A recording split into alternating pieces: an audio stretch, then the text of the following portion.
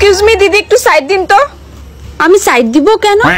কারণ আমি ওইদিকে যাব। আপনি ওইদিকে কি করতে যাবেন? ওইদিকে আমার কাজ আছে তাই। আপনার ওইদিকে কি কাজ আছে? আশ্চর্য তো, ওইদিকে আমার কি কাজ আছে সেটা আমি আপনাকে কেন বলতে যাব? তাহলে আমি আপনাকে সাইড কেন দিব? কারণ আপনি রাস্তা ব্লক করে রাস্তার মাঝখানে দাঁড়িয়ে আছেন।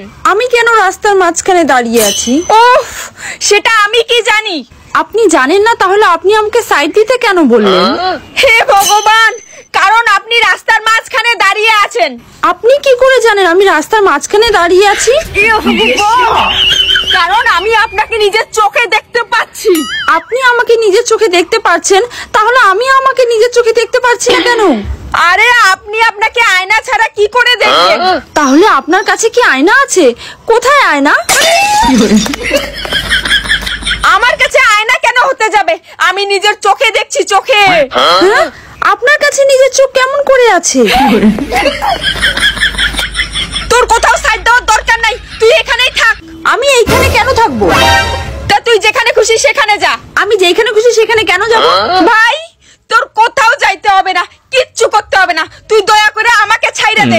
কিন্তু আমি তো আপনাকে ধরিনি। আরে আমি যে কার মুখ দেখে বাইরে বের হইছি।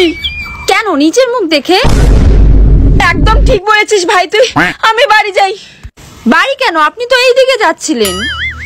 তাহলে সাইড দে ভাই, আমি ওদিকে যাই। আচ্ছা, আমি কেন সাইড দিব?